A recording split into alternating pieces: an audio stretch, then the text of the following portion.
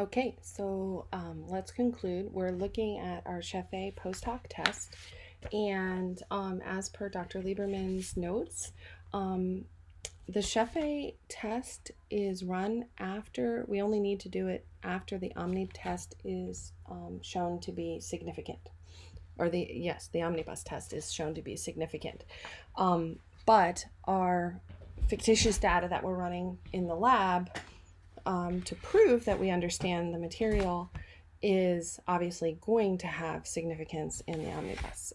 So it's also noted in the lab instructions that it should be reported as a single sentence that clearly differentiates the between subject effects, between group differences in a directional sentence. So if we look at our significance, it's actually giving you the same information twice. So we have low distraction versus moderate distraction gives a significance value of 0.933, which is greater than 0.05 or alpha.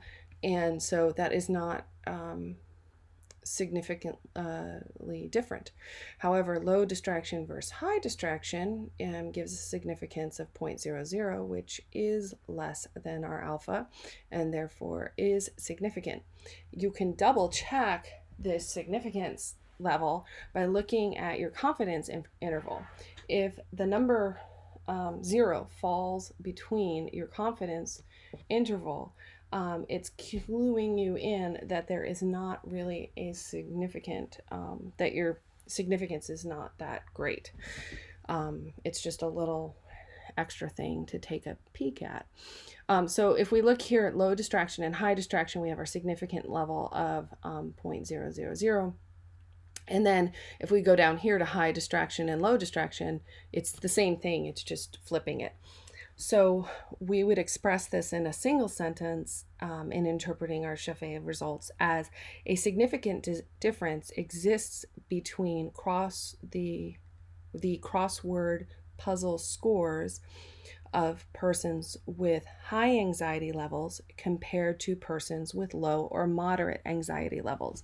And then we would obviously point out our p-values here, our significance values there.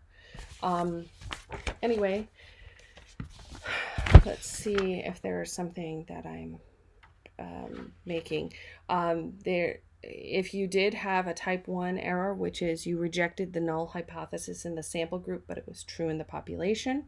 And then the type 2 error is we failed to reject the null hypothesis.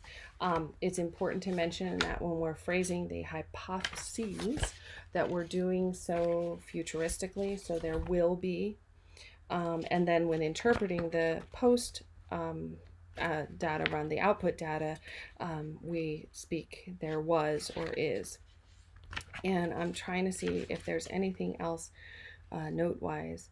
Oh, the significance value of a p-value of 0.00 is not like the end-all be-all of statistics. It's like and I think Dr. Lieberman explained it, that there's less than a 1 in 10,000 a chance that would be different in the general population.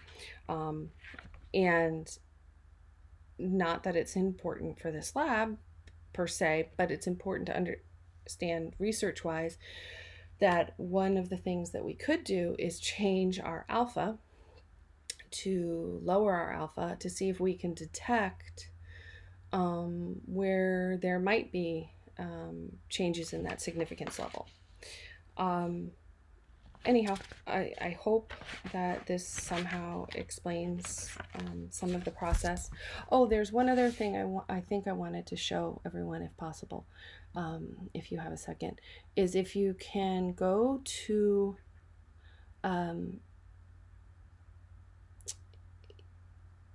no, because I think it'll just confuse everybody. But you can run a Shapiro-Wilks on the data under Analyze, and I believe it's under Descriptive Statistics. That can help that can help you determine normality if you didn't want to do the descriptives like we did the first time under the crossword puzzle scores. Anyhow, I hope this was helpful.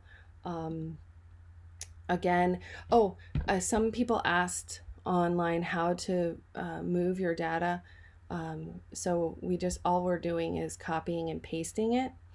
And I work on a Mac, and sometimes what ends up happening is my Mac doesn't, it logged me out.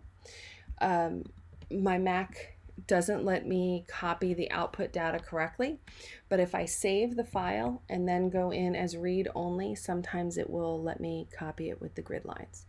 I hope that helps.